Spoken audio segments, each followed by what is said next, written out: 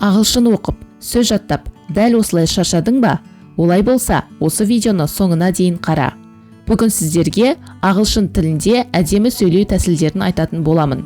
Каналға тіркелуді ұмытпа, ал ендеше бастайық. Бірінші тәсіл бұл сын есімдерді дұрыс қолдану. Сын есім дегеніміз бұл заттарды, адамдарды, жан-жануарларды, жалпы қоршаған ортаны сипаттайтын сөздер. Егер сіз сын есімдерді сөйлеу кезінде қолданатын болсаңыз, өзіңіздің сөйлеу деңгейіңіздің жоғары екендігін көрсете аласыз. Сөздерді жаттаған кезде тек бір сөзбен ғана шектеліп қалмауымыз керек.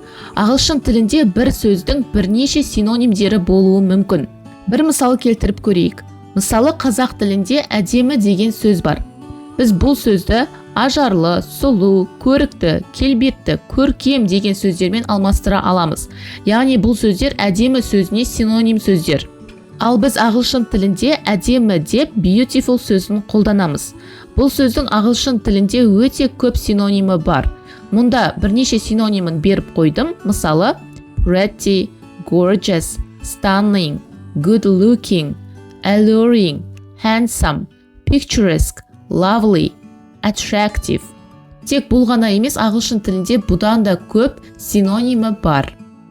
Келесі тәсіл үстеулерді дұрыс қолдану. Үстеу дегеніміз бұл іс-әрекетті сипаттайтын сөздер. Ағылшын тілінде көптеген үстеулер сын есім арқылы жасалады. Егер де біз сын есімге ли деген жалғауды жалғайтын болсақ, ол үстеуге айналады. Мысалы, quick, quickly, slow, slowly, happy, happily, sad, sadly, quiet, quietly, loud, loudly, easy, easily, careful, carefully. Ал ендеше мына сөзді үстеуге айналдырып көрейік. Reliable, сенімді, reliably. Яғни бұл жерден байқайтынымыз, егер де сын есім и әріпіне аяқталып, бірақ оның алдында дауыссыз әріп тұратын болса, ли жалғауы жалғанған кезінде и әріпі түсіп қалады. Reliable сөзі қандай деген сұраққа жауап беріп тұр, ал reliably сөзі қалай деген сұраққа жауап беріп тұр. Мысалы, the clock in our living room reliably tells the correct time. Егер де бұл сөйлемнің аудармасын білсеңіз, пікірге аудармасын жазып қалдырсаңыз болады. Келесі мысалдарға назар аударайық. Бірінші, deeply regrets. She deeply regrets her decision to move away.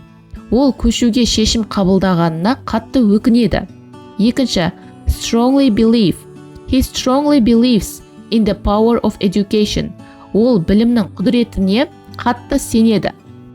Міне достар, бүгінге айтар ақпараттарым осы. Егер де бүгінгі видео сабақ ұнаған болса, каналға тіркеліп, лайк басуды ұмытпаңыз. Егер де осы видео сабақтың жалғасын күтетін болсаңыз, пікір бөліміне плюс белгісін қалдырыңыз.